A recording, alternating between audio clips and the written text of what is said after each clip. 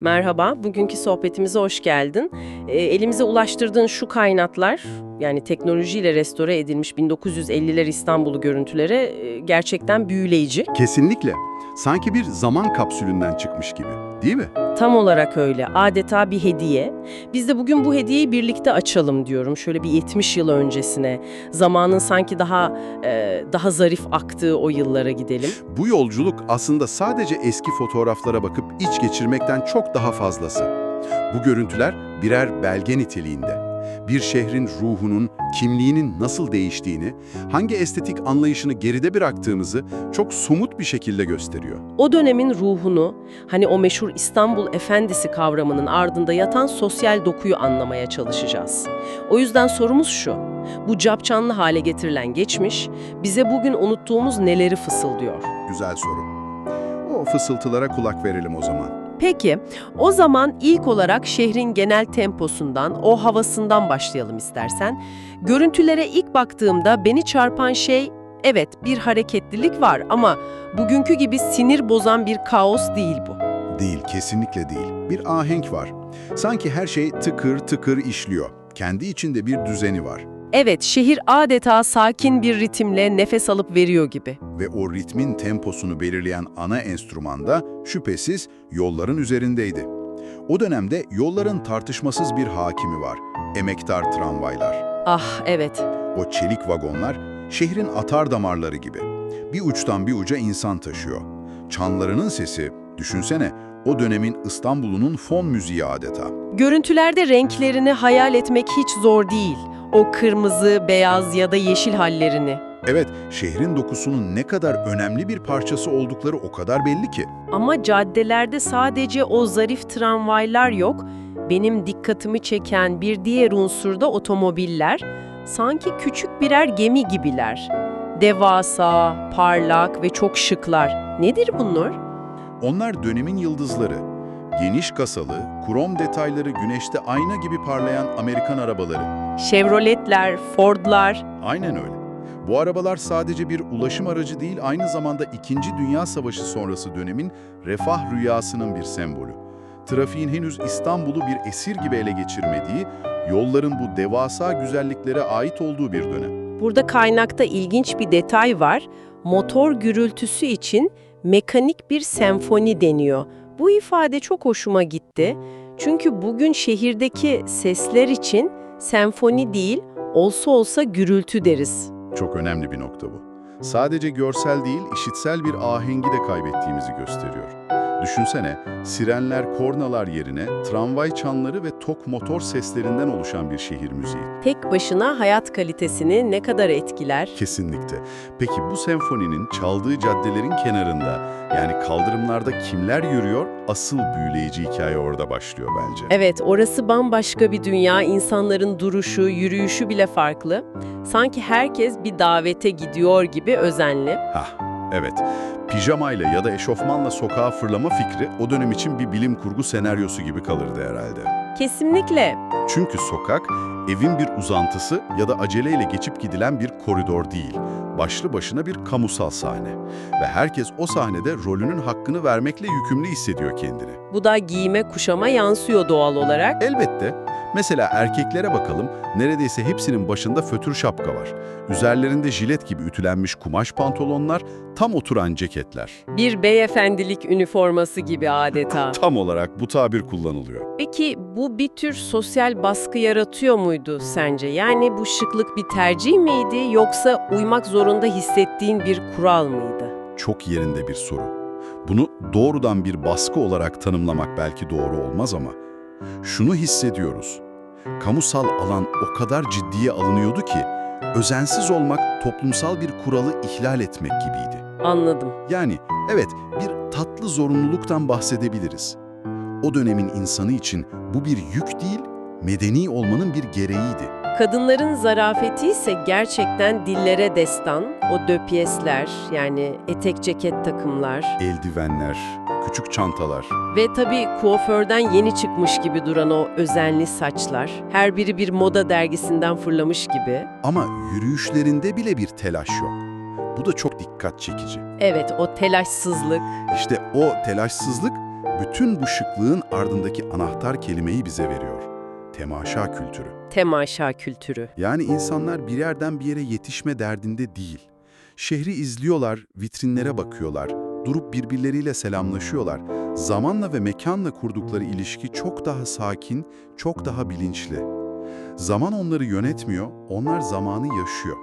Temaşa kültürü, yani aslında şehirle kurulan ilişki çok daha derin. Şehir sadece içinden geçip gittiğin bir beton yığını değil, etkileşime girdiğin, seyrettiğin ve bir parçası olduğun canlı bir organizma. Tam olarak bu. Bu da o giyim kuşamın sadece bir moda meselesi olmadığını gösteriyor. Daha derin bir kültürel anlama, bir toplumsal saygıya ve kişinin kendine duyduğu saygıya işaret ediyor. Peki bu toplumsal saygının, bu zarafetin en yoğun yaşandığı, adeta bir podyuma dönüştüğü bir yer var mıydı o dönemde? Olmaz mı? Akla ilk gelen yer Beyoğlu ya da o zamanki adıyla Pera oluyor tabii. Evet, kesinlikle. Görüntülerde İstiklal Caddesi, yani o zamanki adıyla Cadde-i Kebir, adeta parlıyor. Sinemaların önündeki o kalabalıklar, ışıklı tabelalar, şık mağazaların vitrinleri. Hatta o meşhur pastanelerden yayılan kahve ve çikolata kokusunu duyar gibi oluyorsun. Beyoğlu sadece bir alışveriş caddesi değil, bir yaşam merkezi. Ve bu yaşam merkezinin en büyüleyici yanı kozmopolit yapısı. Farklı dillerin, farklı kültürlerin, farklı inanışların bir arada birbiriyle son derece uyumlu bir mozaik oluşturduğunu görüyorsun. Evet, görüntülerdeki insan profillerinin çeşitliliği bunu çok net ortaya koyuyor. Şapkasıyla bir beyefendi, başörtüsüyle bir hanımefendi, modern giyimli bir genç kız. Hepsi aynı kaldırımda, aynı zarafetle yürüyor. Bugün de İstanbul'un kozmopolit bir şehir olduğundan bahsediyoruz ama sanki o dönemki uyum bambaşka. Görüntülerde kimse kimseye omuz atmıyor, bir itiş kakış yok. İnsanların yüzünde genel bir sükunet, bir dinginlik hakim. Belki de henüz kimsenin öteki olarak görülmediği, herkesin İstanbullu ortak paydasında buluştuğu bir dönem olmasıdır. Beyoğlu bu ortak kimliğin yaşatıldığı bir okul gibi sanki. Kesinlikle insanlar birbirine yol verirken sergiledikleri o küçük jestler, o hafif tebessümler, bunlar yazılı olmayan ama herkesin harfiyen uyduğu bir kentsel nezaket kuralının varlığını gösteriyor. Bu yüzden Beyoğlu sadece bir cadde değil. Değil, bir yaşam biçiminin, bir adab-ı muaşeretin sahnelendiği dev bir tiyatro sahnesi. Ve o sahnenin en büyük, en vazgeçilmez dekoru da her zaman denizdi, değil mi yani? Pera'nın ışıltısından çıkıp yüzünü boğaza döndüğünde bambaşka bir İstanbul masalı başlıyordu. Kesinlikle. Görüntülerdeki Boğaz, bugünküyle kıyaslanamayacak kadar bakir. O dönemde Boğaz, beton yığınlarıyla kuşatılmamış, yalıların gölgelerinin suya vurduğu, tepelerin yemyeşil olduğu bir masal diyarı gibi. Ama en önemlisi, denizin rolü bugünkünden çok farklı. Evet, bugün deniz daha çok seyirlik bir manzara. Oysa o zamanlar hayatın ta kendisi. Şehrin ulaşım ağı adeta denizin üzerine kurulmuş. Yani deniz insanları ayıran değil, tam tersine birleştiren bir köprü görevi görüyor. Aynen öyle. O ikonik Şirket-i Hayriye vapurları, zarif bacalarından ince bir duman salarak iki yaka arasında mekik dokuyor. O vapurlar sadece birer ulaşım aracı değil. Değil, aynı zamanda şehrin silüetinin, estetiğinin ayrılmaz birer parçası. Onlarsız bir İstanbul düşünülemezdi.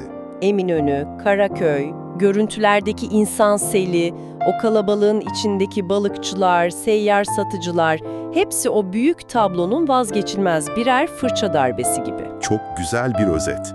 Herkesin bir rolü var ve herkes o büyük İstanbul senfonisinde kendi notasını çalıyor. Denizle daha iç içe, daha organik bir ilişki var. Çok doğru.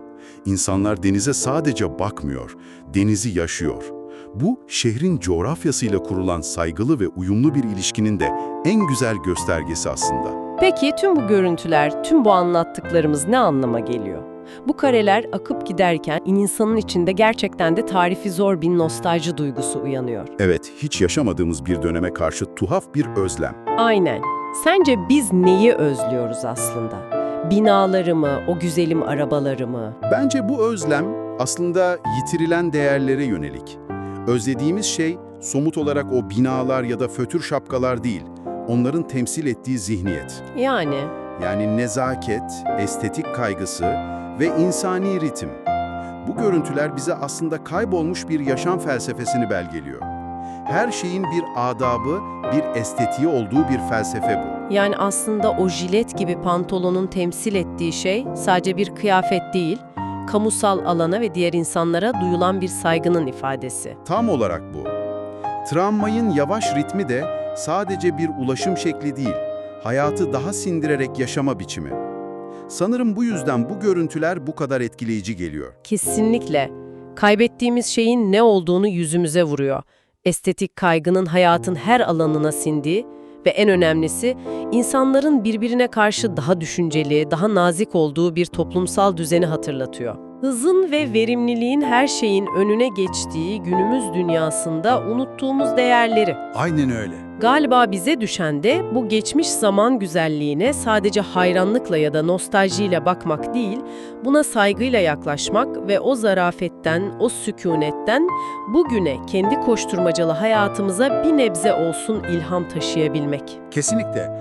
Bu bir müze ziyareti gibi olmamalı, bir ilham kaynağı olmalı. Ve bu noktada seni ve bu sohbeti dinleyen herkesi düşünmeye sevk edecek son bir soruyla bitirelim istersen. Lütfen. Bu görüntüler kaybolan bir estetiği ve nezaketi belgeliyor, evet. Peki, günümüz şehirlerinde bu insani ritmi ve zarafeti yeniden bulmak için teknolojiyi ve modern yaşamı bir kenara bırakıp geçmişe dönmek mi gerekir? Yoksa bu değerleri bugünün koşullarına, bugünün teknolojisine ve hızına uyarlamanın yeni ve yaratıcı yolları olabilir mi?